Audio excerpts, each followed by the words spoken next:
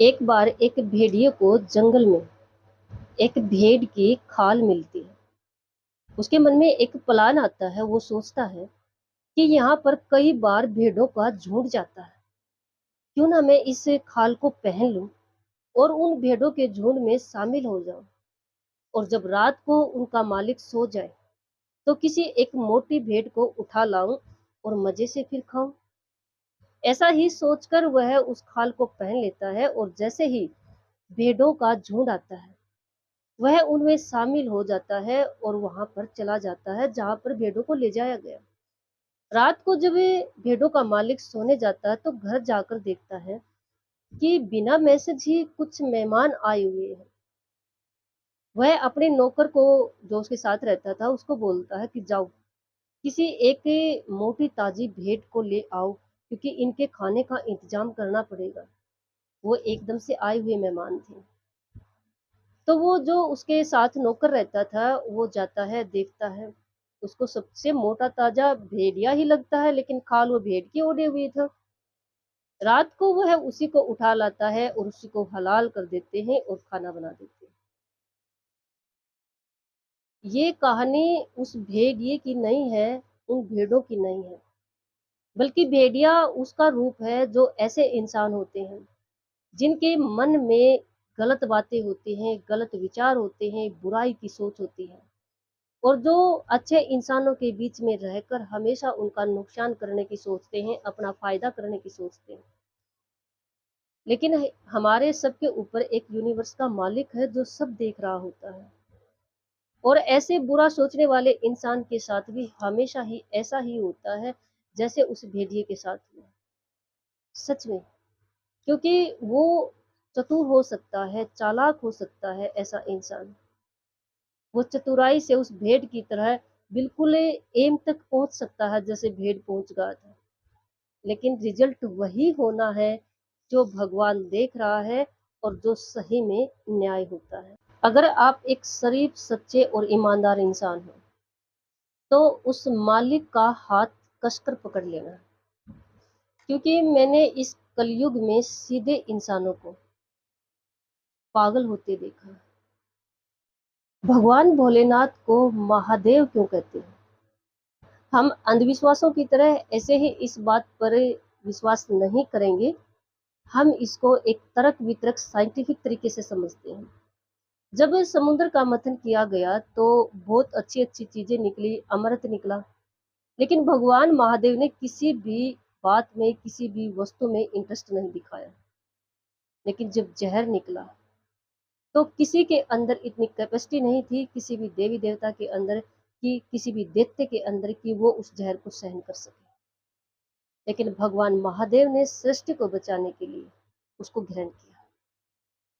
बहुत सारी बातें ऐसी हैं जो साफ करती हैं। सनातन धर्म के हिसाब से अगर यूनिवर्स के मालिक की बात करें, किसी एक प्रभु भगवान की बात करें, तो वो सिर्फ महादेव है। बाकी इनके रूप हैं, सृष्टि को संभालने के लिए दिए गए काम के लिए जो रूप बनाए गए हैं, इनके अवतार हैं। भगवान महादेव अपने हर भक्त को संतान की तरह वो सब कुछ दे देते हैं जो वो मांगते हैं। लेकिन जब कोई भी भक्त बुराई पर उतर आता है तो भगवान महादेव फिर उसको दंड भी देते हैं, उसको उसकी औकात दिखा देते हैं। ऐसा ही पेरेंट्स को करना चाहिए। अपने बच्चों को प्यार कीजिए, हर फैसिलिटीज दीजिए, हर उनकी इच्छा पूरी कीजिए। लेकिन जब कोई भी बच्चा अगर बुराई पर उतर आए तो उनको दंड देने की और औकात दिखाने की हिम्मत भी रखिए। प्रॉब्लम चाहे घर में हो या एजुकेशन में हो या बिजनेस में हो, कहीं पर भी हो, प्रॉब्लम को समझ लेना, अच्छे से समझ लेना, आधा आंसर होता है, आधा सॉल्यूशन होता है। अगर आपको कभी कोई प्रॉब्लम का सॉल्यूशन ना मिल रहा हो, रास्ता नजर ना आ रहा हो, तो 2-3 बार प्रॉब्लम पर फोकस करें, प्रॉब्लम को ध्यान से समझने की कोशिश करें। सच में आधे से ज्यादा आंसर आपको मिल जाए। हर वो शख्स नफरत के लायक है, अपराधी है, जो अपना दिमाग लगाकर रिश्तों की हत्या कर देता है। अपने परिवार में थोड़ा सा नोटिस कर लेना। अगर परिवार में कोई ऐसा सदस्य है तो ऐसी सिचुएशन बनाने से पहले, आने से पहले उस सदस्य को सबक सिखा देना। एक पिता की सारी ज़िंदगी लग जाती है अपने बेटे की लाइफ़ बनाने में, और फिर बेटा लिखता है my wife is my life. ऐसे बच्चों का क्या होगा? दुश्मन बनाने के लिए ज़रूरी नहीं है कि किसी से झगड़ा किया जाए। आप हक पर बोलिए, सच बोलिए। कई दुश्मन तो आपके खानदान में ही मिल जाएँगे। सबसे पहले राजा भगीरथ माता गंगा को कपिला ऋषि के आश्रम में लेकर जाते हैं और अपने पूर्वजों को शपथ करवाते हैं, उनकी जो भस्म वहाँ पर थी। और इस तरह से राजा भगीरथ अपने पूर्वजों को मोक्ष की प्राप्ति दिलवाते हैं, उनको मुक्ति दिलवाते हैं, उनका कल्याण करवाते हैं। और उसी दिन के बाद ये कहावत फेमस हो गई है कि माता गंगा पाप धोती हैं। माता गंगा के स्नान से हर पाप धुल जाता है। अगर समझने की देखो बात देखी जाए, नोटिस किया जाए, तो वो अलग बात थी।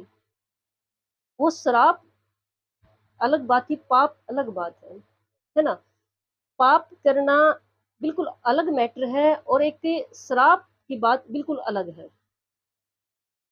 माता ने श्राप को धोया था, कपिला जो ऋषि कपिला थे, उनके श्राप को खत्म किया था, क्योंकि कपिला ऋषि ऐसा चाहते थे।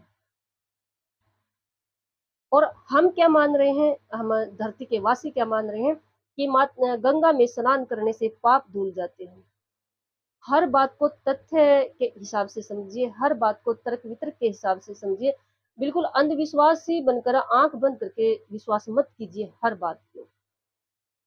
माता गंगा यानी गंगा में स्नान करने से किसी के पाप नहीं धुल सकते, वो कर्मों का हिसाब होकर ही रहता है। और इसके पीछे कोई लॉजिक भी नहीं है। ये कहते हैं ना कि गंगा में स्नान करने से पाप धुल जाते, क्या लॉजिक? आप पूरा धार्मिक इतिहास उठा के देख लीजिए, पूरे ग्रंथ उठाकर देख लीजिए, क्या लॉजिक है इसके पीछे? ये जो मैंने आपको बताया, अगर हम इसको इस तरह का मोड़ देते हैं कि भागीरथ अपने पूर्वजों के जो उनको मोक्ष की प्राप्ति दिलवाई थी, तो वो एक श्राप के कारण हुआ था, वो एक ऋषि के कारण हुआ था। ये बिल्कुल बिल्कुल रोंग है, बिल्कुल गलत है कि पाप करने के बाद कोई भी गंगा स्नान करे और उसके पाप धुल जाए, बिल्कुल भी नहीं। ये ये बिल्कुल भी सच नहीं है, ऐसा नहीं होता है। अगर कोई इंसान पाप करता है तो उसको भुगतान करना ही होता है। हमारे शास्त्र इस बात की गवाही देते हैं। हर धर्म ग्रंथ में, हर शास्त्र में ये स्पष्ट लिखा हुआ है, जिसने जैसा कर्म किया है उसका भुगतान उन्होंने करना ही करना है।